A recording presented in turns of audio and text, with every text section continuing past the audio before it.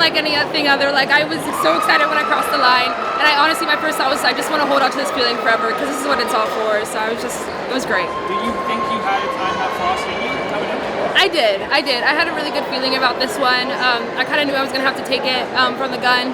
I sometimes I struggle with that, so I was glad that I was able to commit. And then I came through the 200. When I came through the 200, I was like, this is going to be a good one. I actually knew, I had a feeling like it was going to be good. So I was shocked, but I was also like, I knew I had it in me. So. Isabella, when you finished, you had the loudest scream in the days. Oh, really? I didn't even know that. Oh, yes, I did know that. Well, they're all over there. I have like 30 family members here. I'm really grateful. I mean, I'm really grateful to have such a great, like, supportive family behind me and friends. Like, it's something that I wouldn't be here without them. I've gone through some, like, really tough times in this sport, and I'm really kind of coming out the other side. And so I'm honestly just really happy that they've seen me at my worst, they've seen me at my best, and they've always been here for me no matter what happens. As someone from Bullis School, you have a home field advantage with that being you're from Prince County? I'm from Prince George's, but I didn't go to Bullis. I went to a school called Mount Sales. It was in Baltimore, a very small private school. But it's nice kind of being back in the DMV. Like, this is kind of, I haven't been this close to home in a while, so it's been nice. Isabella, it helps being in the first section? Sorry? Do you think it helped you being in the first section? Yeah, I think it was always, it was a reminder that I need to run my own race regardless of who's in my heat. So I'd like to think I would have had the same kind of tenacity in the second heat as well. And anytime I toe the line with Aaliyah, I know it's going to be a fast one. But it was kind of nice to kind of take the reins and do like what I do best and like not have to worry about getting around anyone or anything. So it was nice to be out in front. At the 300-meter mark, it seemed like you just grabbed another gear. Sorry? At the 300-meter mark, it looked like you just grabbed another gear. Yeah, well, at that point, I was like, you know what? You just need it. I knew I was racing for time. I knew she was going to race for time. Honestly, I just felt great, and I was like, I don't really know what came over me. I kind of blacked out. So I'm just happy that I got to finish. You put like 10 meters on the field within like 20. It was kind of crazy. I mean, obviously, I'm exaggerating.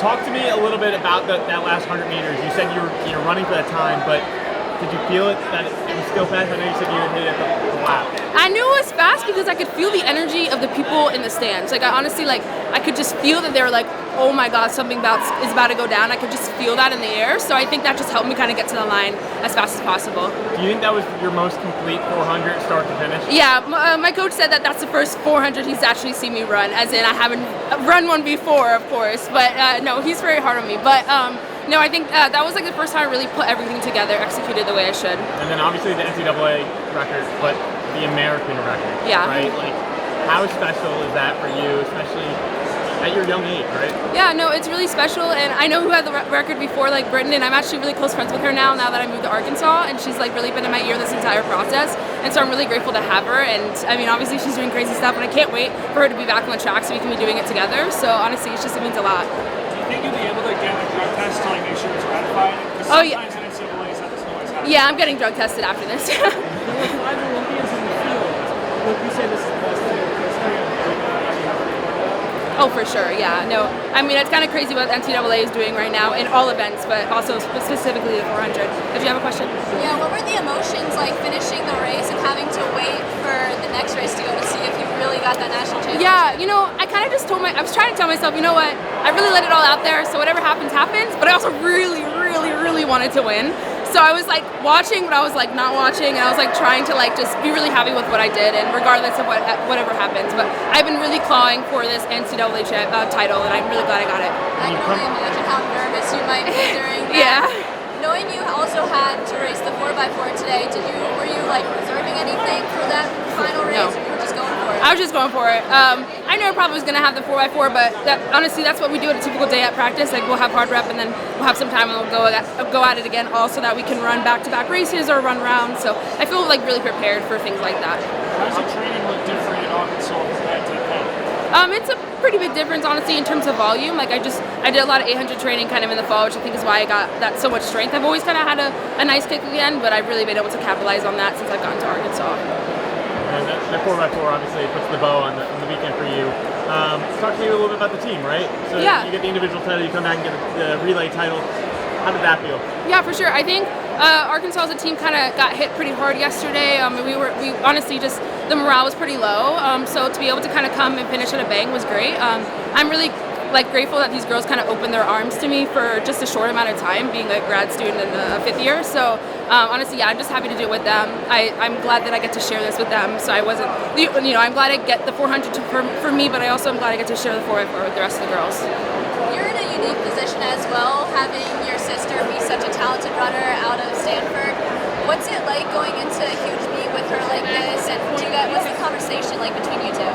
Yeah, I mean, we always just kind of try to keep it light, to be honest, because there's so much expected of both of us.